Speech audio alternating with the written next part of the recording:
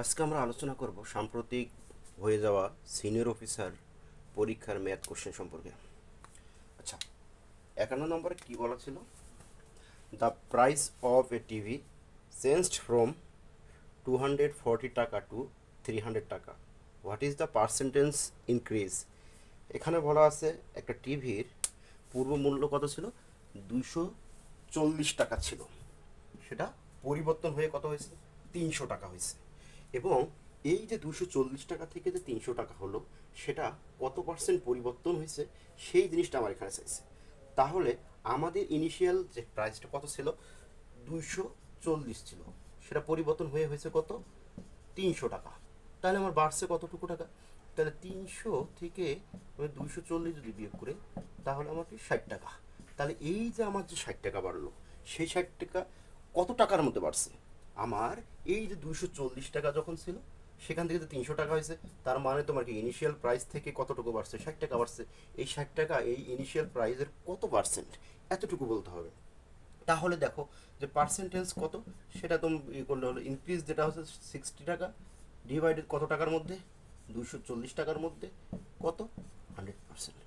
আচ্ছা, দিয়ে দাও। তাহলে তোমার কি এখান থেকে সুন্দরভাবে বের করতে হবে। কেটে দাও, কেটে দাও।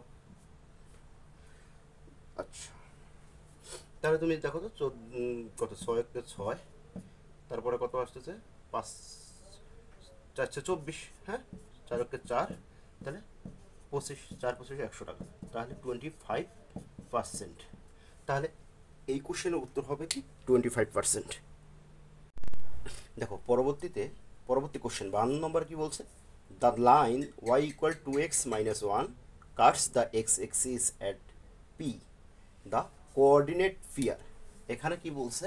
যে একটা লাইন দেওয়া আছে y ইকুয়াল 2x মাইনাস 1, এই লাইনটা কি করছে? আমরা এক্সিস তো জানি, এক্স এক্সিসের পি একটা বিন্দু আছে, এই বিন্দুতে কর্তন করছে। তাহলে এই পি বিন্দুর স্থানাঙ্কটা কত? এই পি বিন্দুর স্থানাঙ্ক আমাকে বের করতে বলছে।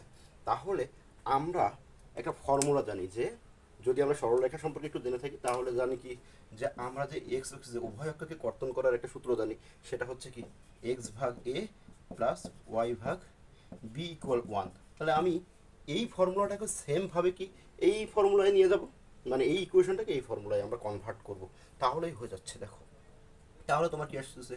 2x, ওইদিকে যদি ওয়াই নিয়ে যাই, ওয়াই এই পাশে 1 আনলে এই সূত্র। তাহলে আমার কি করতে হবে? আমার তো করতে হবে এইদিকে 1 রাখতে হবে, এইদিকে এক্স মুক্ত করতে হবে। তাহলে তোমার আসে কত? তাহলে এক্স ডিভাইডেড, আমি একবারে যদি করে দিই, 1/2 প্লাস ওয়াই ডিভাইডেড 1 ইকুয়াল 1, তাই তা? আচ্ছা, সেটাই তো হওয়ার কথা, কিন্তু আমার এখানে বলছে কোথায়? এক্স অক্ষে সেট করবে। তাহলে এক্স অক্ষে সেট করলে তো ওয়াই ইকুয়াল 0, ওয়াইয়ের কোনো আমার স্থানাঙ্ক 0 হবে, এতটুকু তো আমরা কনফার্ম।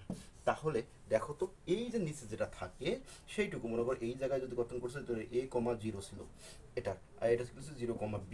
সেমভাবে তাহলে আমার এই পি বিন্দুর স্থানাঙ্কটা আমি বলতে পারবো কত? 1/2, 0।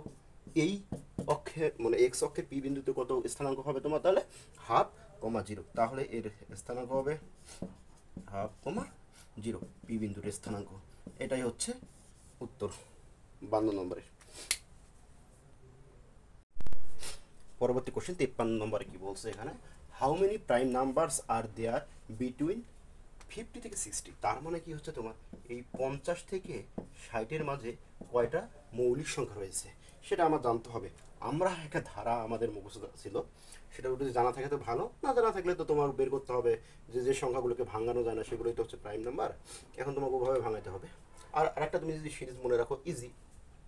দেখো, 442, 232, 232, 1, তার মানে হচ্ছে কি 1 থেকে 10 পর্যন্ত হচ্ছে গিয়ে 4টা মৌলিক সংখ্যা আছে।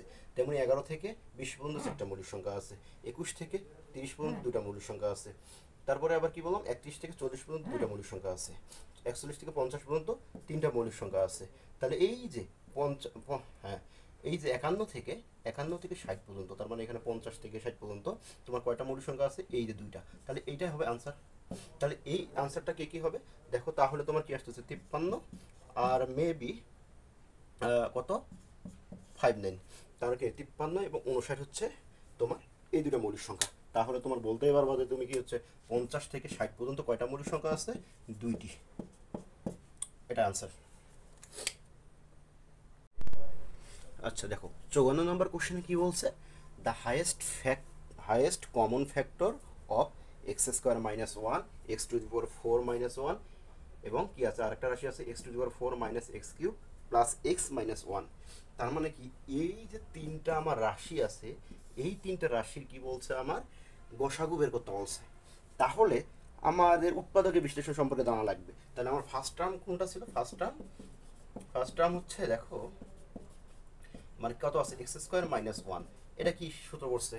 এ স্কোয়ার মাইনাস বি স্কোয়ারের ফর্মুলা পড়ছে। তাহলে এ স্কোয়ার মাইনাস বি স্কোয়ারের ফর্মুলা বললে কি হয়? এক্স প্লাস ওয়ান ইন্টু কি হবে এক্স মাইনাস ওয়ান। তাহলে আমার প্রথম টার্মের হচ্ছে উৎপাদকের বিশ্লেষণ আমি এতটুকু লিখতে পারলাম। তাহলে সেকেন্ড আমার যেটা আছে, সেকেন্ড টার্ম কত আছে x to the power 4 minus one. এটাকেও আমি কি করতে পারবো? দেখো এ স্কোয়ার মাইনাস বি স্কোয়ারের ফর্মুলা নিয়ে যাবো। তাহলে এ স্কোয়ার তার উপর যদি স্কোয়ার হয় তাহলে 4, তাহলে 1-এর উপর স্কোয়ার করা যায়। তাহলে এ স্কোয়ার মাইনাস বি স্কোয়ারের ফর্মুলা পড়ে গেছে। তাহলে এটাই করে লেখা যায় কত x square plus one into x square minus one, এতটুকু লেখা যায়। তাহলে এই যে এক্স স্কোয়ার মাইনাস ওয়ান দেখো তো সেম আবার এই ফর্মুলায় পড়ে গেছে না? তাহলে তোমার হয় কত? এটা এক্স স্কোয়ার প্লাস ওয়ান এখানে থাকবেই, এটা থাকবে কি x plus one into x minus one. ঠিক আছে, আমরা এই দুটো টার্মের কি করলাম? উৎপাদকের বিশ্লেষণ বের করলাম। উৎপাদকের বিশ্লেষণ বের করে আমার এই পর্যন্ত আসলাম। তাহলে আমি কি করবো এখন? থার্ড টার্ম কি আছে আমার? এই যে থার্ড টার্ম আছে তোমার হচ্ছে x to the power 4 minus কি আছে x cube plus x minus one. তাহলে এই যে আমার রাশিটাকে আছে, এই রাশিটাকে কি করতে হবে? সরি, এগুলো টার্ম বলবো না, এগুলোকে এক্সপ্রেশন বলতে হয়। হ্যাঁ, আচ্ছা এগুলো এক্সপ্রেশন বলা হয়। আচ্ছা সমস্যা নাই, আমরা অঙ্ক করলে হলো। তাহলে তোমার কি আসতেছে? এই এক্সপ্রেশন বা এই রাশিটা হচ্ছে দেখো একে উৎপাদকে বিশ্লেষণ করতে হবে। একে যদি উৎপাদকে বিশ্লেষণ করো দেখো আমার আলটিমেটলি আমাদের যেহেতু গসাগু বের করবো, তাহলে আমার কিন্তু উত্তর এক রকমের আমি পেয়ে গেছি। কারণ এইটা দেখো এই দুটো মিল পেয়েছে, তার মানে এরকমই মিল আসবে। তাহলে দেখো তো এই দুটোর মধ্যে কি এক্স কিউব কমন নিতে পারি আমি। তাহলে এখানে থাকে একটা এক্স, এখানে থাকে মাইনাস ওয়ান। ওকে, এইখানে দেখো প্লাস ওয়ান আমি কমন দিতে পারি, তাহলে এক্স মাইনাস ওয়ান থাকে। ঠিক আছে, দেন আমি কি লিখতে পারি? এই দুটোর মধ্যে একটা কমন দিতে পারি। তাহলে এক্স মাইনাস ওয়ান প্লাস কি থাকে, সরি ইন্টু কি থাকে এক্স কিউব, এখানে পড়ে থাকে প্লাস ওয়ান। তাহলে আমার এইখানে কি আছে? X minus one x cube. তাহলে এটা দেখো আরেকটা ফর্মুলায় পড়ে গেছে, কি আছে? এ কিউব প্লাস বি কিউবের ফর্মুলা পড়ে গেছে। তাহলে আমরা ওটাকে লিখতে পারবো কি? দেখো তো এক্স মাইনাস ওয়ান তো আছেই আমার এখানে, তাহলে এই জিনিসটাকে লিখতে পারবো এ কিউব প্লাস বি কিউবের ফর্মুলা আমার লেখা লাগবে। তাহলে এ কিউব প্লাস বি কিউবের ফর্মুলা হচ্ছে কি এ প্লাস বি, তাহলে X plus one into A square minus A B plus B square, একটা ফর্মুলা আছে। তাহলে কি আছে, কি বললাম? স্কোয়ার মাইনাস এ বি বলতে X plus B square one. তাহলে এই জিনিসটা চলে আসলো।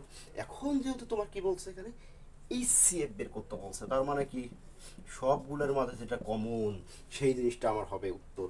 তাহলে এখানে কমন কত? দেখো তো এক্স প্লাস ওয়ান আছে, এক্স মাইনাস ওয়ান আছে, এখানেও এক্স প্লাস ওয়ান আছে, এক্স মাইনাস ওয়ান আছে, আর কোথাও আছে এক্স মাইনাস ওয়ান আছে, এক্স প্লাস ওয়ান আছে, এই তিনটা কমন। তাহলে তোমার কি আসতেছে? X plus one into x minus one. তাহলে এটাকে লেখা যায় দেখো কি এই এ স্কোয়ার মাইনাস ওয়ান। তাহলে এইটাই দেওয়া আছে উত্তর। সঠিক উত্তর কি হচ্ছে? X square minus one.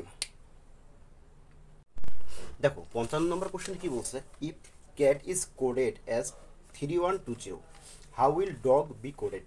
তার মানে এই কোশ্চেনে বলছে তোমার ক্যাটের কোড যদি হয় CAT, এই ক্যাটের কোড যদি হয় 3120, তাহলে তোমার কি বলছে ডগের কোড কত, তাই না? এখন এই যে ক্যাটের দেখো তো ক্যাটটা লিখতে যে আমরা লিখছি যে শব্দটা, সেই শব্দতে CAT আছে। তাহলে সি এর পজিশন কত ইংলিশ অ্যালফাবেটে? তোমার কত? 3 পজিশন। এর পজিশন কত? 1 পজিশন। দেখো টিকেও তুমি হিসাব করে দেখো 20 পজিশন আসে। 26টার মধ্যে 20 নম্বরে তোমার কত আসছে? টি আছে। সেমভাবে তুমি যদি ডগের ক্ষেত্রে বের করো তাহলে কি আসতেছে? দেখো ডগ কি ডি হচ্ছে কত? 4 নম্বর। ও হচ্ছে কি ABCDEFG এই সাইজে KLMNO, তাহলে ও হচ্ছে তোমার দেখো 15 নম্বর পজিশন। জি কত নম্বর আসে দেখো তো? ABCDEFG হাতে গনে দেখো, তাহলে তোমার কি জি 7 নম্বর পজিশন। তাহলে এর ডগের কোড আসতেছে কি 4157, এটাই উত্তর। এটা কত নম্বর উত্তরে আছে? এ নম্বর উত্তর আছে 4157। ঠিক আছে, এটা আনসার।